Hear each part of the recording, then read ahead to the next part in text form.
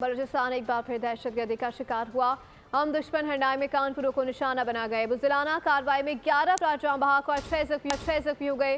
वज़ीर आज़म, वफाकी वज़ीर दाखिला और वज़ीर आला बलूचिस्तान ने वाक़े की शदीद अल्फाज से मज़म्मत की।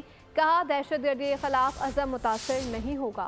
बलूचिस्तान में एक बार फिर बदअमनी की कोशिश। हरनाई की शाहर कोलमाइज में गाड़ी के करीब धमाका हुआ। दहशतगर्दों ने मेहनत कशों के खून से होली खेली। डिप्टी कमिश्नर का कहना है गाड़ी में सवार अफराद कोयले की कानों में काम करने जा रहे थे। लाशों और जख्मियों को रूरल हेल्थ सेंटर शहर मुंतकिल कर दिया गया। वज़ीर आज़म शहबाज शरीफ ने कारकुनों के जाँ बहक होने पर अफसोस का इजहार किया। कहा, जख्मियों की जल्द सेहतयाबी के लिए दुआ गो हैं। मासूम शहरियों को नुकसान पहुँचाने वाले भारी कीमत चुकाएंगे। दहशतगर्दी के खिलाफ जंग जारी रहेगी। वफाकी वज़ीर दाखिला ने भी वाक़े पर दुख का इजहार किया।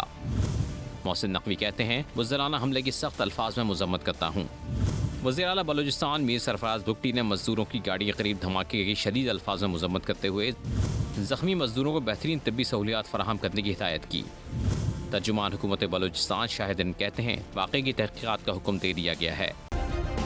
सब्सक्राइब करें और बेल दबाएं ताकि कोई खबर रह न जाए।